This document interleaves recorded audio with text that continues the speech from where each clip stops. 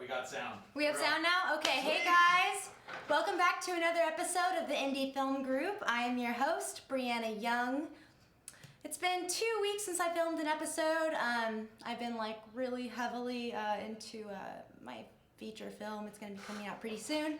So we're wrapping up some things. Bloomfield, yeah. So I also wanted to talk about life of an indie filmmaker. I wanted to ask our producer here what his life been like as an indie filmmaker. It's been epic, actually. Editing all the time, and working on Booze, Broads, and Blackjack just premiering online. So that's what we've been working on. It's been exciting. Awesome. And then also joining us is producer John R. Blythe. He has produced films like My Amityville Horror and very others. Hi, John. Thank you for having me.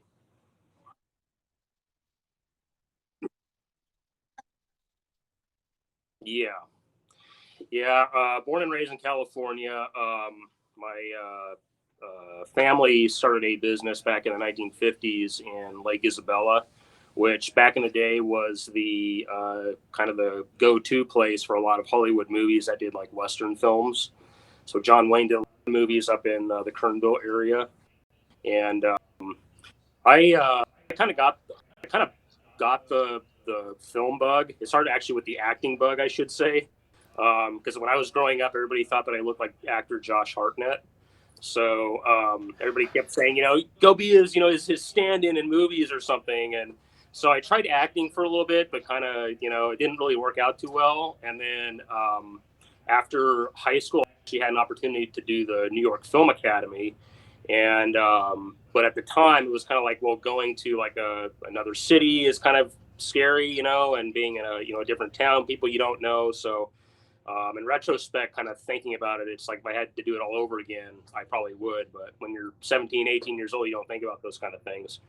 So I just stayed here in California and kind of just started my own career and actually the industry kind of came to me because my first job was working on a public television documentary called Wild West Country. And it was actually up in Lake Isabella. It was actually produced by an Emmy award-winning cinematographer named Chuck Barbie. That's kind of where I got my start, right here in Kern County, not in LA, just right here.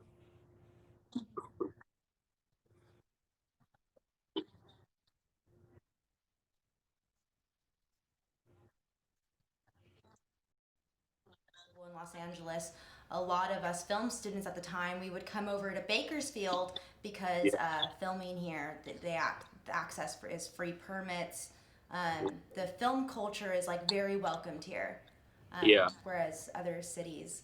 And I love that you also mentioned that in Lake Isabella and Kernville in particular, a lot of the old Western movies were filmed over there. And I actually find it interesting for my first feature-length film that'll be coming out very soon called Bloomfield. The house that we used was locally right there in Lake Isabella, and that house was used in an old Western movie called Cattle King. Yeah, that's awesome. So my movie is the second movie to film in that house. I love all the filmmaking history that Kern County has to offer. Yeah, that's fantastic. Yeah, actually, I think it's like right across the street from the house that you filmed at. There's the Kernville Museum. They actually have a whole room dedicated to all the films that were done back in Kernville, way back in the 1940s and 50s. So yeah, it's a pretty cool history. And I agree, Kern County is really kind of unique. It's actually, if you were to drive just 2 hours, you can be in the Central Valley to the forest to the desert all in 2 hours. I mean, there's a lot of locations for independent film production right here. Just 2 hours north of LA. So exactly. And what I find interesting about Bakersfield or in Kern County in general, a lot of films have used Kern County for their locations. Like one of my favorite movies is Thelma and Louise, and they mostly shot the entire movie in Kern County. And they're making it look like Oklahoma. So that's so funny that I think Kern County can look like Oklahoma or Texas. It's kind of like a blank canvas. Yeah, exactly. Yeah. Well, after I did the documentary up in Lake Isabella, I kind of came into Bakersfield more often to look for jobs in independent films, and I got hired on a movie called Stamped, which was kind of a breakfast club type of film that we did at a local high school here in the summer of 2007. Extremely hot, but I was responsible for like all of the contract stuff and the budgeting and the scheduling and all that, and so it was a 2 week shoot, but it was a really good experience to kind of, understand the business side of film production. And then after that, I kind of took, some like day jobs when studio films would come up into Bakersfield for like a day or two, and, kind of get some experience there. So yeah, I mean, I'm a huge advocate of bringing more film production into Kern County. Film producer, and you're also a film consultant. Yeah. I wanted to talk about just being a film producer. The term is kind of very vague now, would you say? Yeah, I would agree with that. I get asked all the time, like, what is the difference between a producer and an executive producer and an associate producer? I mean, there's all these different producers on a movie, especially the big ones. There's 15 different, producers. Um, Theoretically, what a producer does, they're kind of like the CEO of a company. I mean, they have to raise the financing movie that they think is gonna be a good movie. Reading a script. This is a great project. So, I mean, yeah, financing is a really key component of it. When I got involved early on in film producing, I had to learn a lot about developing a business plan, and a lot of that kind of stuff I learned when I eventually went to UCLA and did a program in entertainment business. But learning all about business plans and how to do a budget and doing all that, so putting it all into a package so you can present that to a potential investor. And then once you get greenlit for financing, and as you probably know, financing is like the biggest obstacle. I mean, it's always an issue, but once you do get finance and you can, hire your cast and crew, I mean, and just be involved in the whole, physical production of it. And then, hopefully go into distribution and, lock in a few deals and, play at a few festivals. But theoretically, that is what a producer does. I mean, they are literally responsible for everything from development, pre-production, production, post-production, and eventually into distribution. Um, so I don't know if you wanted to talk about like the other different types of producers, like executive. That's what I do want to talk about, because and a lot of the times in the indie film world, Yeah. You might have one or two producers that are kind of taking on multiple producer jobs. I mean, Yeah. you'll have a line producer who normally deals with like the budget, the financing and Right. stuff, and then Right. so yeah, there are different terms for producers. So I just feel like it is a little, it's like a loose, vague term. How do you come up with who's going to be what name is the correct one, and how to assign those jobs? Yeah, I mean, like in some of my previous experience, like even like on Booze, Broads, and Blackjack, and even on Miami Horror, we had multiple producers where we kind of like shared the responsibility instead of just like designating, oh, this person's going to be the line producer. In fact, we were all just producers. We were all kind of doing the equal work, but maybe one producer worked more like on the creative aspect, like monitoring what was going on in post production, and then like I would be more focused on the business aspect of it, like coordinating the financing with the investors and doing all the contract work and working with legal counsel on that kind of stuff. And then maybe the other producer was working on like the actual scheduling. We're going to do all these scenes this particular day, XYZ scenes. So, I mean, it's kind of just a way to kind of like break up the responsibility so everybody is a producer. But then again, like you said, I mean, sometimes you have a producer that just wants to do just line producing. And I don't like doing line producing because that's a really grueling job. It's like, breaking down the whole script and, just doing this itemized. It's just so like, I have a good UCLA buddy of mine who loves doing that. And I commend him for it, but that's just not for me. So, so yeah, I mean, there's various different ways to kind of, structure the producing team. Yeah, but then sometimes it's also a good thing to have associate producers to kind of pick up a lot of the slack where, it might be too chaotic. So So there's a lot of like paperwork and a lot of, money and technical things that are kind of planned with producing. I don't think that any little kid is playing in the sandbox thinking, oh, one day I want to be a film producer. It doesn't work like that. How do you think someone really becomes a film producer? Oh, that's a really thought-provoking question. Because, I know it's so vague, but yeah, but I meet so many people that it's interesting. They kind of like share very similar experiences that I went through. Like I went through from wanting to be an actor to a director. And then when I was already business major, that's kind of how I learned the business side of it. And that's really what the producer is focused on, is more the business aspect of it. I know other people in the industry that have gone, did acting for like 10 years and they just kind of learned the ropes of producing, behind the scenes and whatnot. So I don't know. I almost think it like kind of flows naturally, maybe. I mean, it's just kind of a hard question to, answer because everybody's a little bit different. because exactly, I don't think any little kid is thinking, Yeah. one day I want to be a film producer. It just kind of starts happening. If you're like an actor or you're a writer or you're a director and you want to see your project made, then essentially you're a producer because you're trying to get that project off the ground.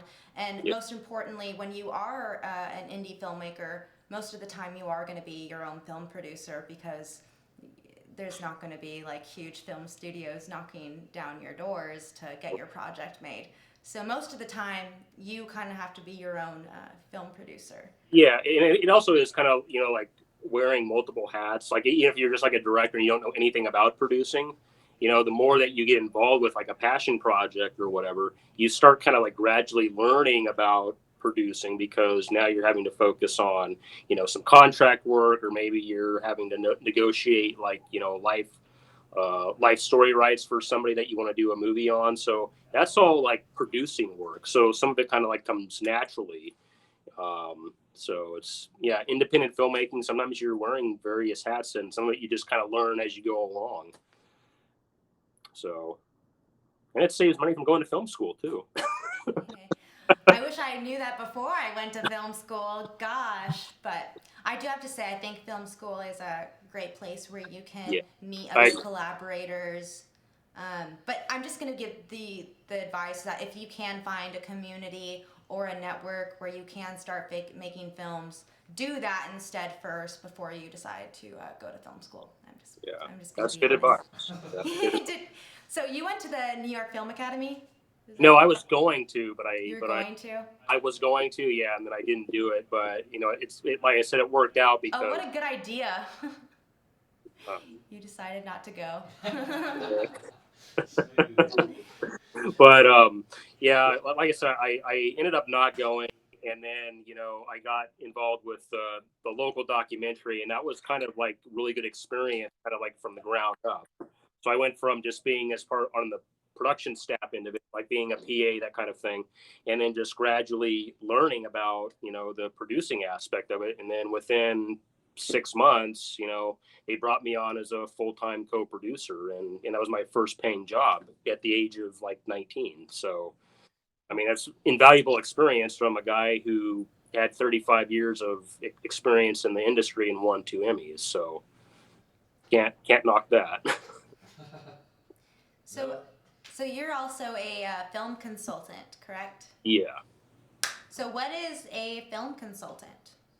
So basically, when I had all these years of experience on producing movies, I started getting hit up like kind of almost like randomly from like a whole handful of filmmakers, like in the United States and in other countries, Canada, the UK. I mean, like literally all over the place. I've actually consulted with at least one filmmaker on every single continent except Antarctica.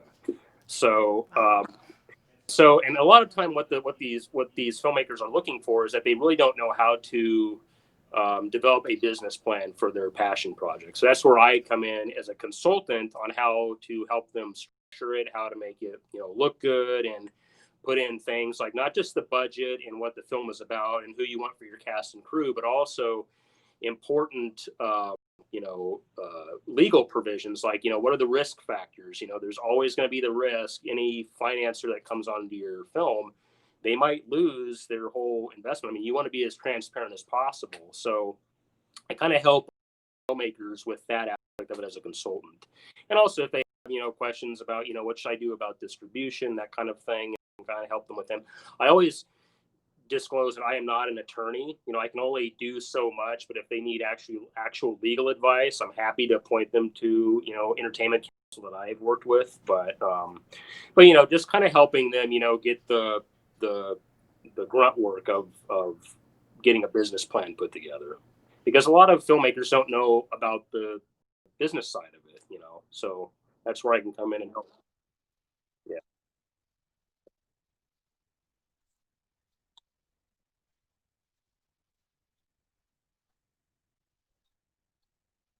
Unless you take like the business managing track, which is a Yeah. complete, it's a different than taking a film course. You don't really learn too much about the business side of filmmaking. You don't really learn too much about distribution. The whole thing is kind of vague Yeah. in film school, so you kind of have to learn on your own, and that's kind of the hard part. Yeah, that should actually be a requirement, I think, for film schools. They should have like a detailed course just on the business aspect of it, and it covers everything from copyright law to film financing and distribution. I mean, just do it in one big course. I mean, We're in 2020. There's also so many different ways that distribution is happening and that people are financing their films. that's true. It's very different than what it was 10 years ago. Absolutely, yeah, you're absolutely right about that. And it's nice to see the drive-ins making a comeback too. There's no drive-in movie theater anywhere in Kern County. I've been Googling into it and they're all like closed down, but I would really love to do a drive-in screening for my debut feature-length film. Yeah, I that would be really cool. did. Yeah, And it's I had also, never. Yeah, I had never been to a drive-in movie, except I actually went to my first one just like a month and a half ago out in Barstow. They actually have a full functioning drive-in movie theater. And of oh course, wow. it was like 115 degrees outside, but it was worth it. I might consider that Barstow. It's not. It's like Like 2 hours, two not too. hours from Kern Yeah, County. yeah. Okay, I think that might be worth it. So, you were talking about, some of the steps that a filmmaker will have to do to get a project made. Can you actually guide us through those steps? Like, what is the process as a producer to get a film made? Okay, so how it's kind of worked with me, there'll be like a director or a screenwriter. Sometimes maybe they're both. They have a project that they want to do, and they need a producer to come on board who understands the business side of it. That's where I can kind of come in and help. So, once there's a final draft of the script, then the next step, of course, is trying to figure out a way to get the financing for it. Maybe there's some private investors that I might know, or maybe they might know. I mean, every director that I've worked with has kind of been a little bit of a different situation, but you have to lock in that financing. I would stress this to any independent filmmaker that when you want to raise financing, please don't do it with just you and your producing team. Get a legal counsel involved, because legal counsel can help you do the detailed, what's called a private placement memorandum. It's a very detailed contract that spells out everything, so you're not violating securities laws. I won't go into a very boring detail about that, but it's just basically making sure that everything is transparent. They're not buying stock in a company, all that kind of thing. And it just kind of spells out what the investment is, what the potential return is, and what some of the assumptions might be, if it makes money or not. So again, that always comes back to the risk. But once that document is signed and the financing goes into escrow, then you can hire your cast and crew, figure out the schedule of when you're going to shoot the film, where's it going to be shot, who's going to be the lead, who's going to be the DP, all that kind of stuff. And so those are really the preliminary steps that I've primarily been involved with as a producer, to get your film into production. Even getting it like distributed and everything is an entire different chapter also. Yeah, it can be. Yeah, a lot of the projects that I have worked on, we've had to. Well, first we played at some of the film festivals, and then what we did is we brought in a sales agent, and so the sales agent would actually negotiate on our behalf, for a distributor that was interested in buying the film. So they might advance us some money, to secure like the North American rights for the film. In our case, it was IFG Films, just using that as one example. But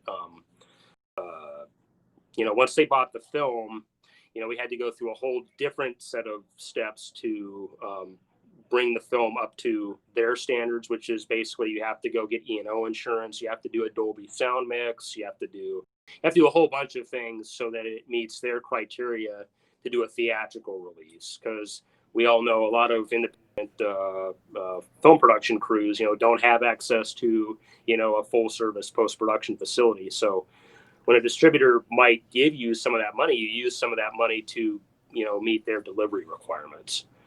And so yeah, I mean, once the film goes into distribution, and I should back up actually. So one thing any independent film producers should look at when they're looking at a distribution contract is always cap what's called prints and advertising.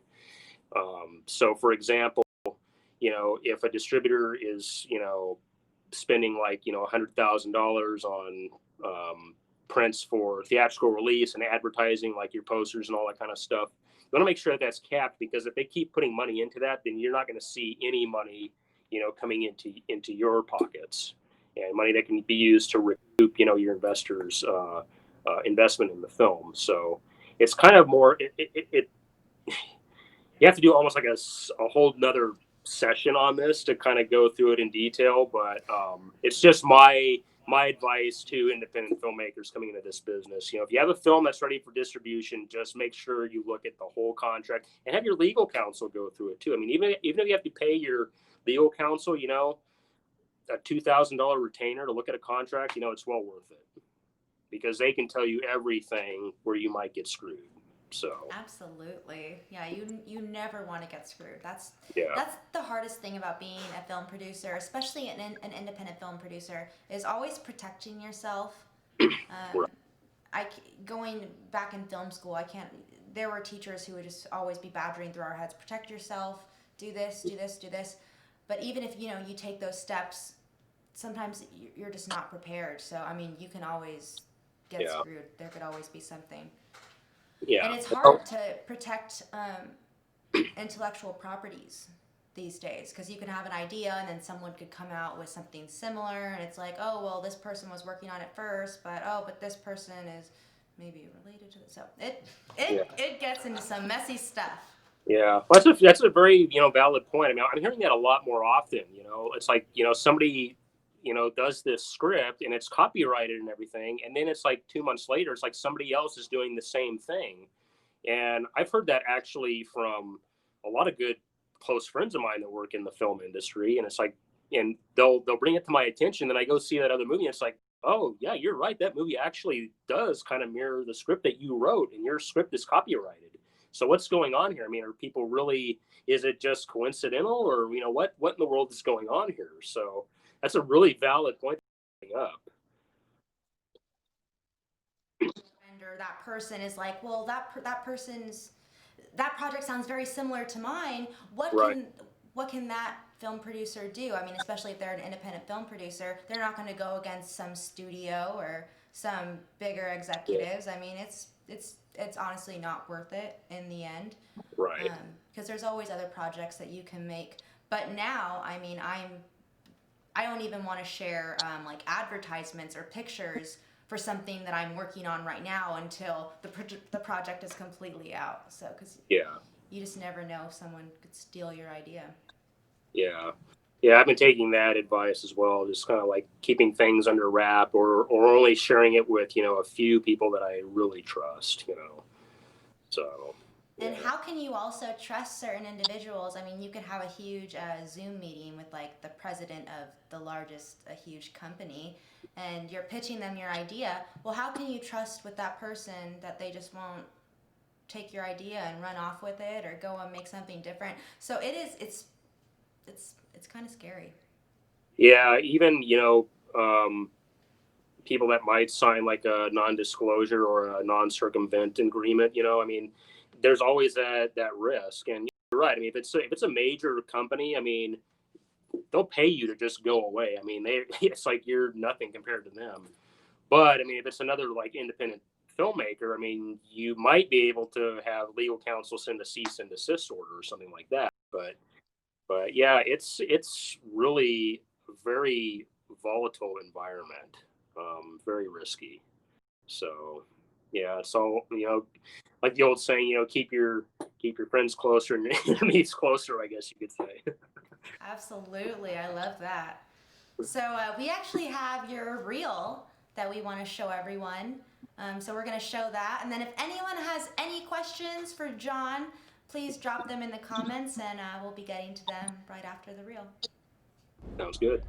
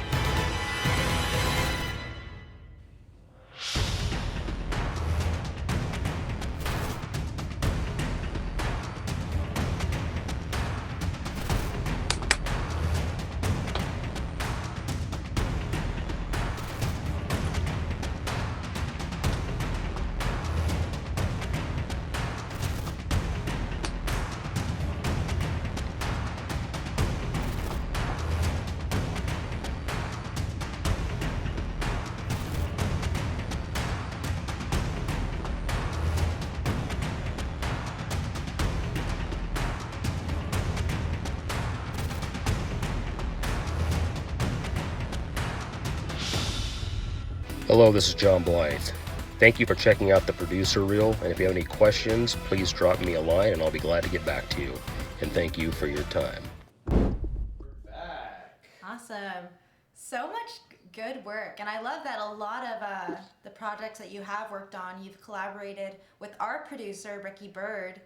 He's a very talented director. He's also directed something. And I just slid her $20 to say that. Thanks, Mariana. He didn't. Yeah, you also have a lot of projects coming out soon. Yeah. Actually, with everything going on with COVID this year, I mean, it's actually been a pretty productive year for us because with video on demand kind of being like the new method for film distribution, with all the theaters being shut down. I mean, all the projects that we had from last year as well as this year, because we actually licensed a few films, from a couple of foreign films, both from Indonesia and the United Kingdom. And those were already finished films. They were just looking for, like a US platform, so they went through us. But we've had like four films out on VOD this year, both on Amazon as well as Vimeo and Tubi TV.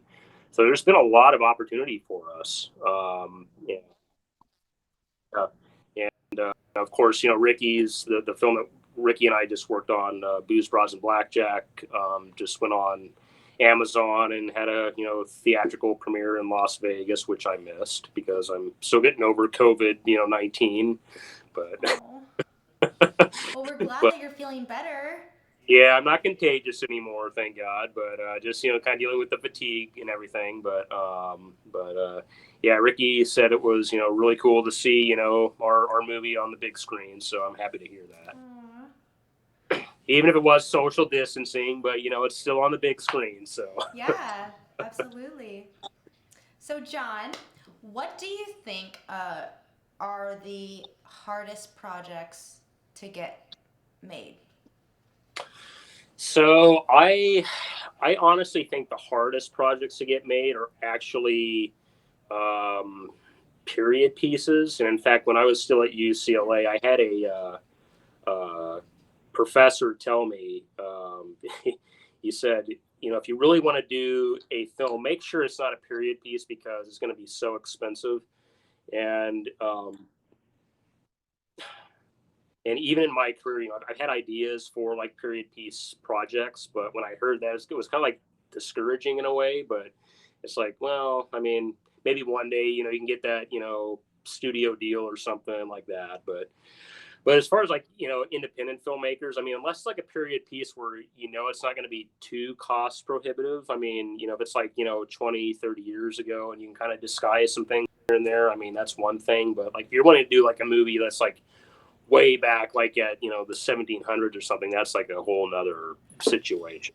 Yeah, that would be hard. Yeah. I want to add on to that for my script, Bloomfield, was kind of going through the rounds, and I was showing it to some of my teachers and professors. I was given the advice to not have it set in the 1970s because a lot of the flashbacks are in the 1970s, and they're like, hey, it's just going to be a lot cheaper if you just make it all modern. Yeah. And I didn't listen to them, and I ended up getting away with it anyways. So it's just, and it wasn't that expensive either. I mean, but the 70s is also easier to get away with because a lot of the clothing now can kind of fit like the 70s. But you're right. I mean, trying to do like a 16th century story with like the big gowns and stuff, which I would love to do. Oh my gosh, let's find the budget to do that. But yeah.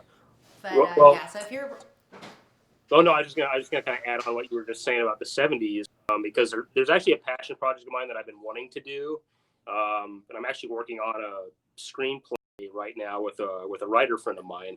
But it was actually about a film producer that went missing in 1984, and he's never been found. He disappeared with $1 million and was never seen or heard from again. His name's Ed Montoro. He did a lot of B movies back in the 70s and 80s, but I've been obsessed with that particular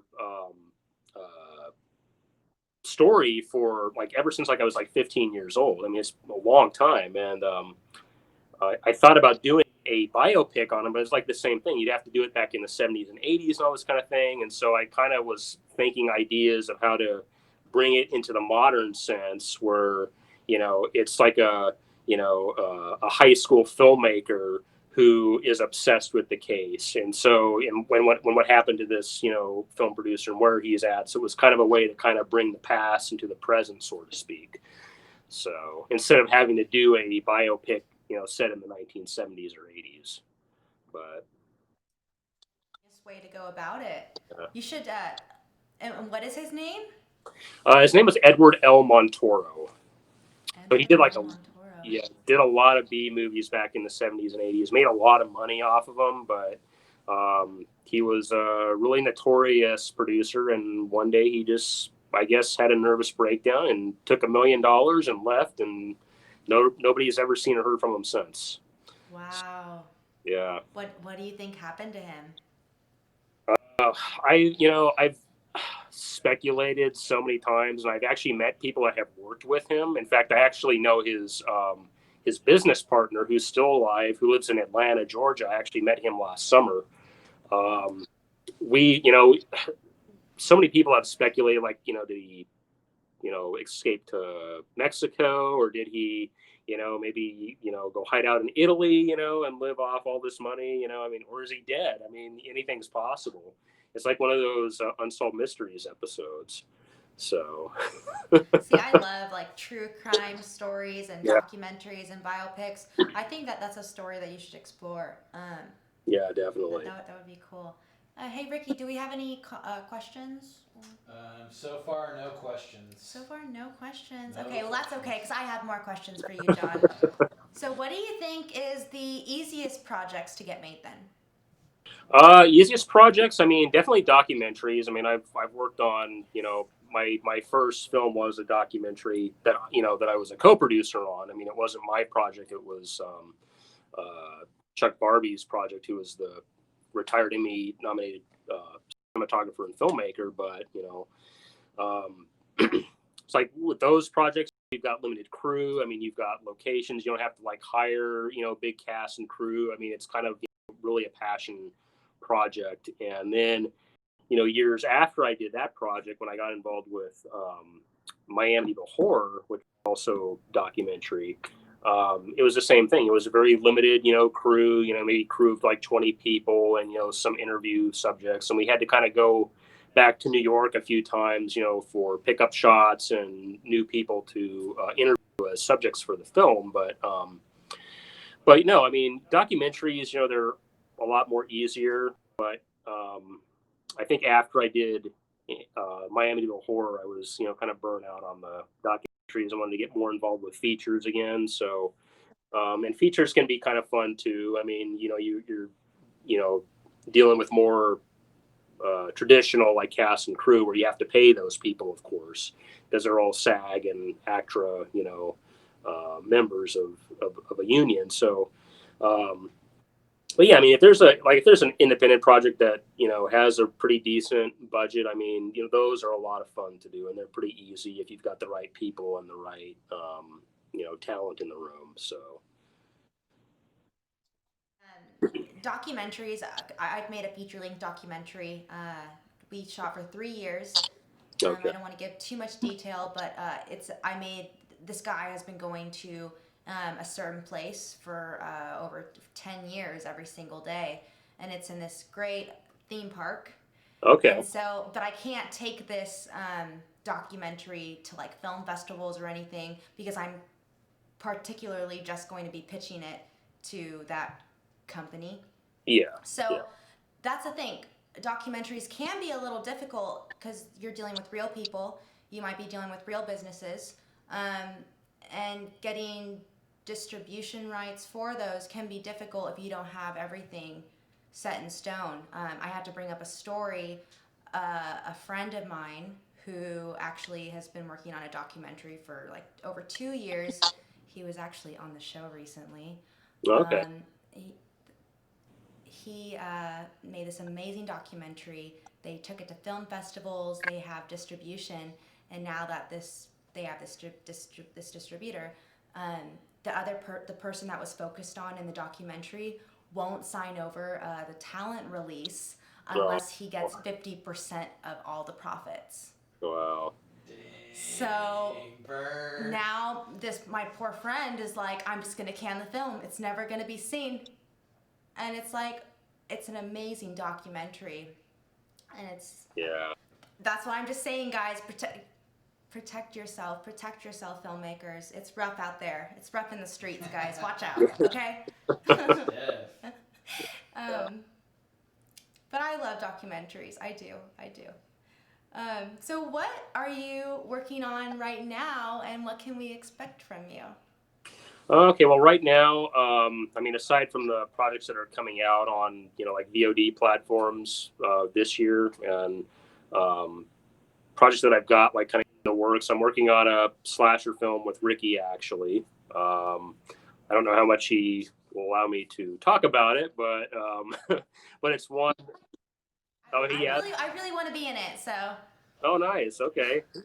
Yeah, so it is a slasher film. I mean, but it's a different type of slasher film. I kind of like his concept for it, and he actually wants to use my family's lodging business up in Lake Isabella as the principal location. So hopefully, with all the forest fires being out by that point, it'll be nicer weather and clearer skies and that kind of thing. But yeah, Ricky's working on a script right now. I'm really anxious to see the script and, trying to figure out like how much it's going to cost and, what kind of talent we can get attached to it. So there's at least, one more horror project down the road for he and I to work on. But there's another project that I'm working on. It's kind of more of another passion project, but it's more of a serious film, and it's got a kind of a higher budget. And I actually started working on it when I was dealing with COVID-19, because when you're stuck at home, with nothing to do, trying not to go bored and, not to go too crazy.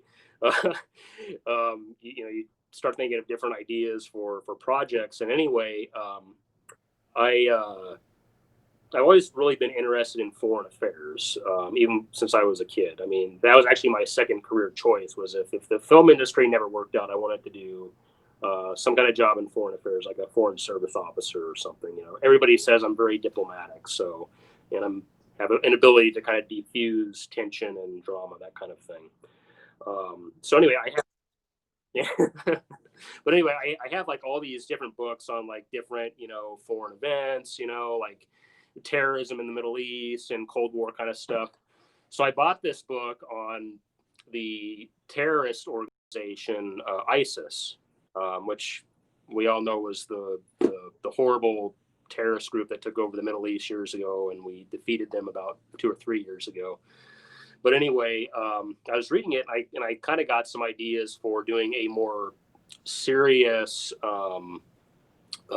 bigger budget type of film that would involve, people being involved with the war on ISIS and trying to defeat ISIS. So I'm not going to go into too much detail because it's kind of like in the infancy phase because it's relatively new, but it's the last week and a half. It's like been one project that I've been really wanting to focus on and, kind of do something that's more different than me just doing, some documentary work or another horror film or another thriller film or that kind of thing. So it's kind of another passion project of mine. So. Don't you just love that when you get like that new idea and like it Yeah, wakes you up in the morning, it wakes you up at night, like it makes you want to just like curl in front of your computer and write. I mean, I exactly. love that. And I have to say, I am not a screenwriter by trade. I mean, I can come up with ideas all day long, but I give it to somebody else to kind of do the actual script for it. So yeah, yeah. So, but so when you're building these ideas, though, as a film producer, how are you building a story, or how are you building that story so you can give it to your screenwriter? Yeah, so I'll do like a 3 to 5 page outline and kind of like break it down like into acts. Like maybe the first 45, 50 minutes is all act one, and then act two is like the everything in the middle, and act three is kind of like the conclusion kind of thing. So, and then I'll come up with ideas for characters.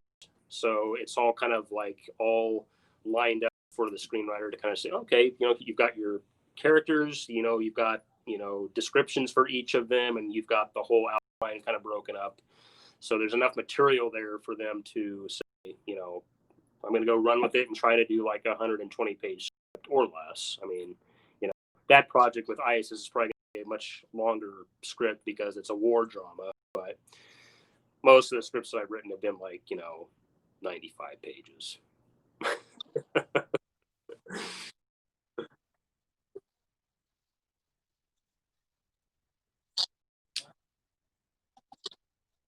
So my question for John is, what kind of advice do you give to people that are kind of like indie filmmakers that aren't trying to be a producer but are like trying to produce their own project? You know what I mean? Like almost kind of like a little bit of advice for somebody who's just trying to attempt to make the film on their own. You know what I mean? Does that make sense? Which is honestly a lot of us. Let's be honest, guys. We're in COVID right now. We're not going to be getting 10 producers on a film. A lot of us filmmakers are going to be producing these projects on our own. Yeah. I mean, if you're taking COVID into consideration, I mean, yeah, you could even do like a 15, 20-minute short film in your house with just a few people. I mean, just come up with an idea that's very limited with one location, and you don't necessarily have to be a producer, doing that kind of film. I mean, you can just come up with an idea and just run with it. I mean, you don't need a huge budget for that kind of thing. You can just have Ricky do the editing for you. I mean, Right? That's what I'm doing. I actually have some words of advice, and I'm constantly telling myself this too.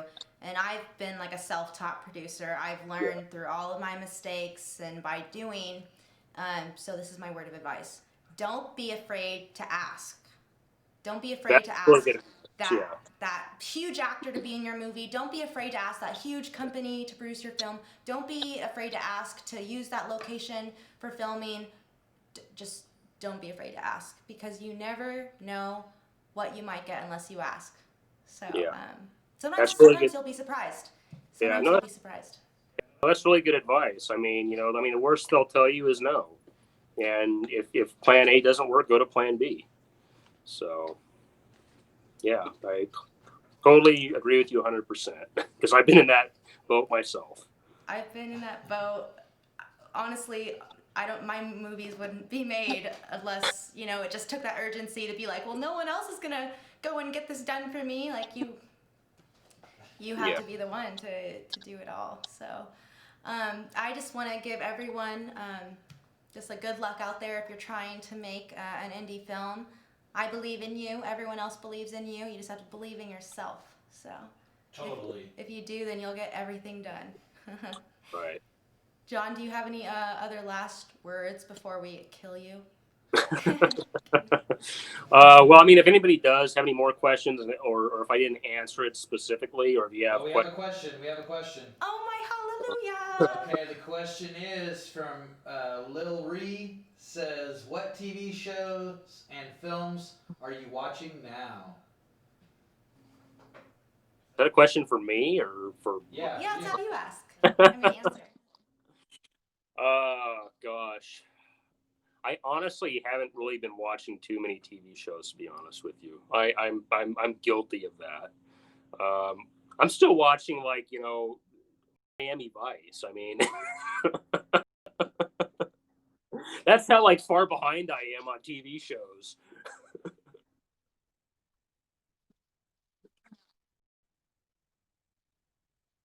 Stanley Kubrick and like the best filmmakers. But sometimes a girl just really loves to watch 90 Day Fiancé.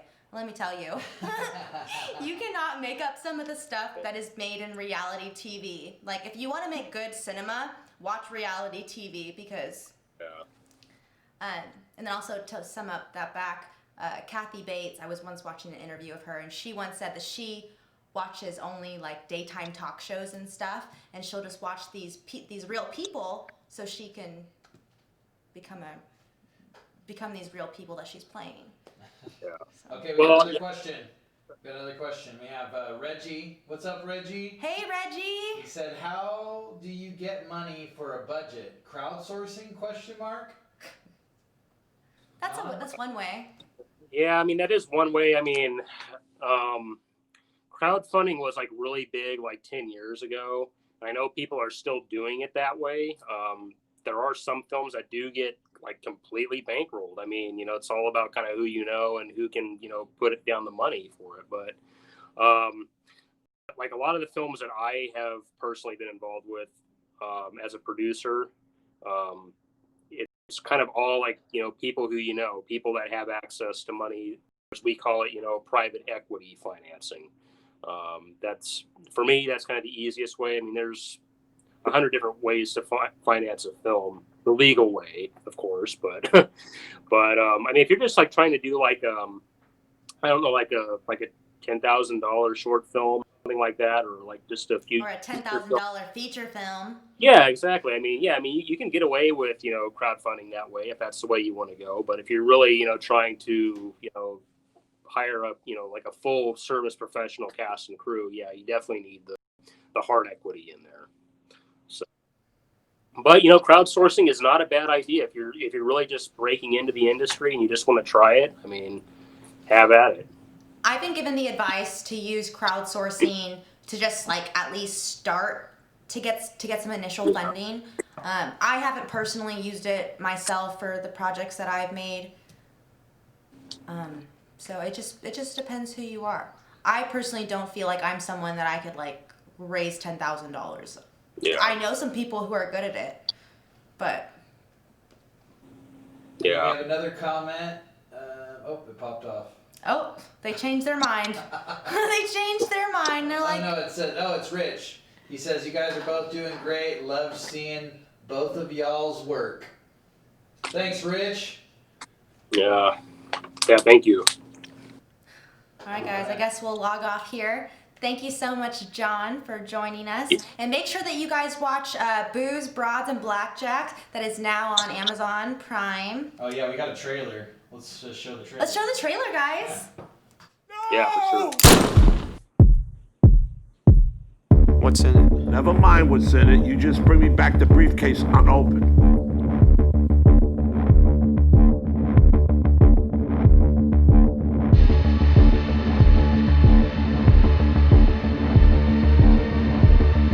Best of luck to you. What's the story about bringing that broad out to Vegas?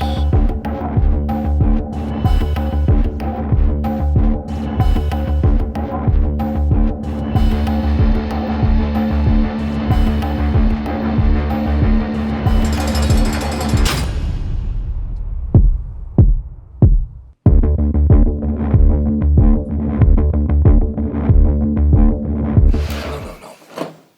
Thank you. No! I love that trailer. So just for, this one film, you guys have like 3 or 4 production companies involved. Yes. Yeah. So that's how it is sometimes. If you're trying to make an indie film, sometimes the best way to do it is get other production companies involved. Yeah, it's a group effort. You gotta have everyone come together. Come together. Exactly. Yeah, definitely the team.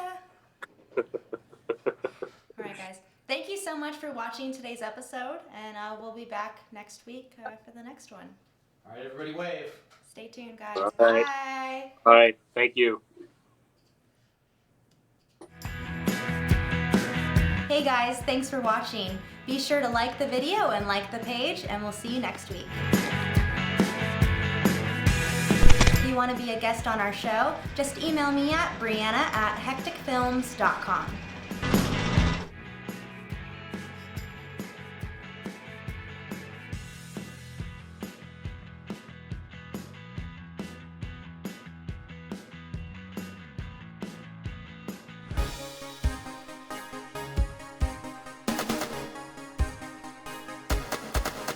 Oh yeah, running free.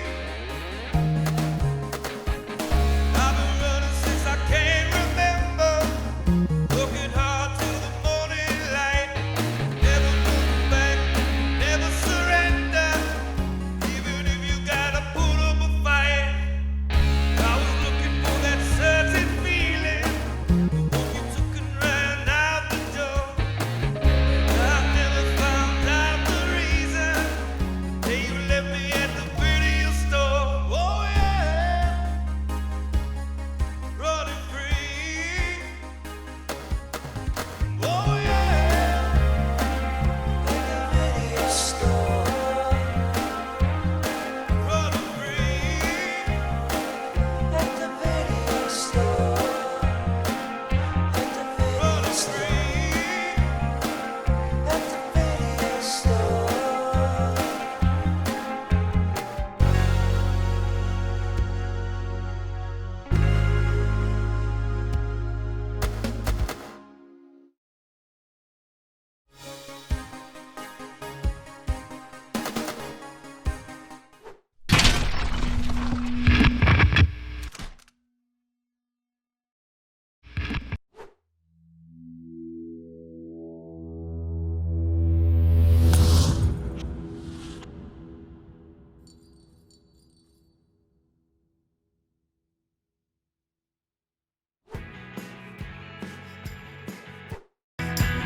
Me.